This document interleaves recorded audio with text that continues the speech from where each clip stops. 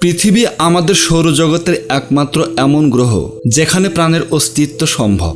আজ থেকে প্রায় 450 কোটি বছর আগে পৃথিবীর সৃষ্টি হয়েছে, কিন্তু পৃথিবীর ধ্বংস কবে হবে বা কিভাবে হবে তার সঠিক অনুমান আজ পর্যন্ত করা সম্ভব হয়নি। আজকের ভিডিওতে আমরা এমন কিছু থিওরি নিয়ে আলোচনা করব যা জানায় যে পৃথিবীতে প্রাণের ধ্বংস কিভাবে হবে।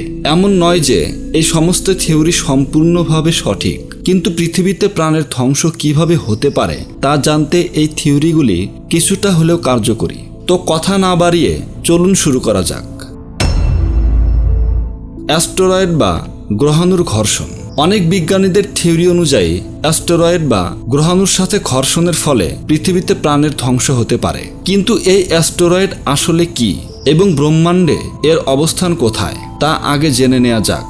অ্যাস্টেরয়েড হলো সেই সমস্ত পাথর যা এই ব্রহ্মাণ্ডে ক্রমাগত ঘুরছে এবং আমাদের সৌরজগতের বিভিন্ন গ্রহের মতো অ্যাস্টেরয়েডও সূর্যকে ক্রমাগত প্রদক্ষিণ করছে। আমাদের সৌরজগতে অ্যাস্টেরয়েড মঙ্গল এবং বৃহস্পতি গ্রহের মাঝে অ্যাস্টেরয়েড বেল্টে পাওয়া যায়। এই অ্যাস্টেরয়েড বেল্টটিতে কোটি কোটি অ্যাস্টেরয়েড আছে।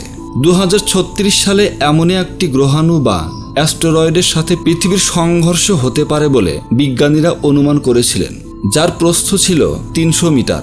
এর আকার খুব ছোট হওয়া সত্ত্বেও পৃথিবীর সাথে এর ঘর্ষণে এতটাই শক্তি সৃষ্টি হতো যা অ্যাটম বোমের থেকেও প্রায় 1 লাখ গুণ বেশি শক্তিশালী হতো এবং যা পৃথিবীতে জীবনের ধ্বংসের জন্য যথেষ্ট ছিল। যদিও এই বিষয়ে বিজ্ঞানীদের অনুমান কিছুটা ভুল প্রমাণিত হয় এবং ওই অ্যাস্টেরয়েডটি 2013 সালে পৃথিবীর খুব কাছ দিয়ে পৃথিবীতে আঘাত না করে বেরিয়ে যায়।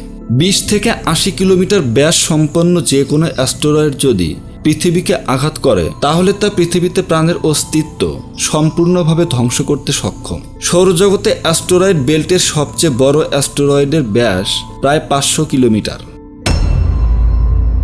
সুপার ভলকানিক এরুপশন বা আগ্নেয়গিরির অগ্ন্যুৎপাত।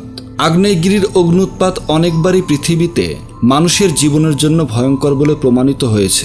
ইন্দোনেশিয়ায় অবস্থিত মাউন্ট তাম্বুরার আগ্নেয়গিরি থেকে 1816 সালের এপ্রিল মাসে ভয়ঙ্কর অগ্ন্যুৎপাত ঘটে এবং সেই অগ্ন্যুৎপাতের ফলে প্রায় 52,000 মানুষের মৃত্যু ঘটে।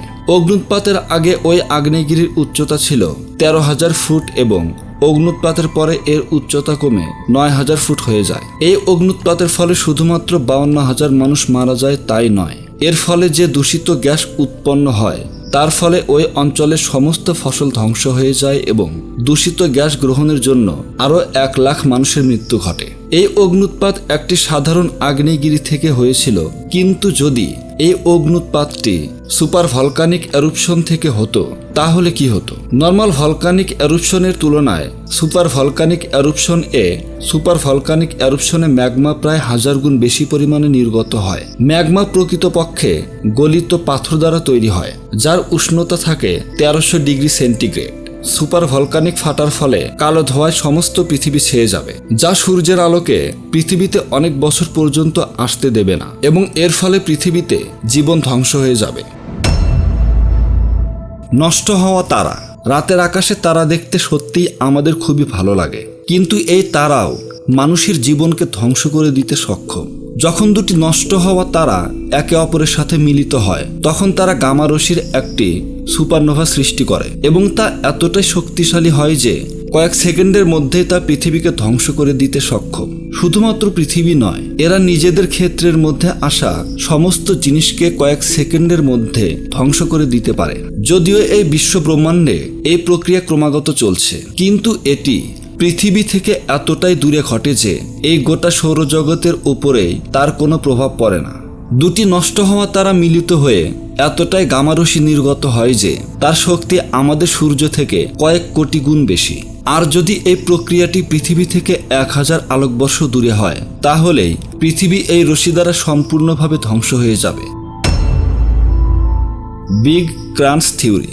আমরা সবাই জানি যে আমাদের এই ব্রহ্মাণ্ড ক্রমাগত পরিব্যাপ্ত হয়ে চলেছে এবং বিশ্ব ব্রহ্মাণ্ডের এই পরিব্যাপ্তি কবে বন্ধ হবে সেই সম্বন্ধে কোনো বিজ্ঞানী সঠিকভাবে কিছু বলতে পারেননি। কিন্তু বিগ ক্রাঞ্চ থিওরি অনুযায়ী এমন এক সময়ে উপস্থিত হবে যখন ব্রহ্মাণ্ডের পরিত্যক্ত হওয়ার পদ্ধতি সম্পূর্ণরূপে বন্ধ হয়ে যাবে এবং তখন আকর্ষণ বলের প্রভাবে বিশ্ব ব্রহ্মাণ্ড কুঞ্চিত হতে শুরু করবে এবং কুঞ্চিত হতে হতে বিশ্ব ব্রহ্মাণ্ড একটি ছোট বিন্দুতে পরিণত হবে এবং পৃথিবীর সাথে সাথেই গোটা বিশ্ব ব্রহ্মাণ্ড ধ্বংস হয়ে যাবে।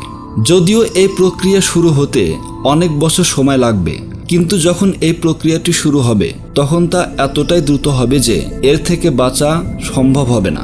এই বিশ্ব ব্রহ্মাণ্ড ধ্বংস হবার পর আবার নতুন এক ব্রহ্মাণ্ড তৈরি হবে এবং বিশ্ব ব্রহ্মাণ্ড সৃষ্টি ও ধ্বংস হওয়ার পদ্ধতি একইভাবে চলতে থাকবে। এবং যদি সূর্য থেকে পৃথিবী আরও অনেক দূরে চলে যায় তাহলে আমাদের পৃথিবীতে প্রাণের অস্তিত্ব সম্ভব হবে না। অর্থাৎ যদি ব্রহ্মাণ্ড পরিব্যাপ্ত হয় বা কুঞ্চিত হয়, সব ক্ষেত্রেই পৃথিবীর ধ্বংস নিশ্চিত। কিন্তু এই বিগ ক্রাঞ্চ থিওরির বিপক্ষে আরও একটি থিওরি আছে যাকে হিপ ডেথও বলা হয়ে থাকে। এই থিওরি অনুযায়ী আমাদের বিশ্ব ব্রহ্মাণ্ডের পরিব্যাপ্তি সব সময়ই হয়ে যাবে। এই বিশ্ব ব্রহ্মাণ্ড এতটাই পরিব্যাপ্ত হবে যে সমস্ত নক্ষত্র, গ্রহ, আকাশগঙ্গা এরা সবাই একে অপরের থেকে অনেক দূরে চলে যাবে। সূর্যে হওয়া বিস্ফোরণ। সূর্যে সবসময় বিভিন্ন রকমের বিস্ফোরণ ঘটতে থাকে। তার মধ্যে একটি হলো সোলার প্লেয়ার। এটি এমন একটি চুম্বকীয় বিস্ফোরণ যার ফলে বিভিন্ন অ্যাটমিক পার্টিকেল আমাদের পৃথিবীতে এসে পৌঁছালে তা পৃথিবীর সমস্ত যোগাযোগ ব্যবস্থাকে বন্ধ করে দিতে সক্ষম। অর্থাৎ পৃথিবীর বৈদ্যুতিক সমস্ত ব্যবস্থা এবং টেকনোলজিকে এরা ধ্বংস করে দিতে পারে। এই সমস্ত পার্টিকেল প্রায় সব সময় ঘন্টায় 64 লাখ কিলোমিটার বেগে পৃথিবীর দিকে এগিয়ে আসছে। কিন্তু আমাদের পৃথিবীর চৌম্বকীয় ক্ষেত্র এই সমস্ত সোলার প্লেয়ার থেকে আমাদের রক্ষা করে।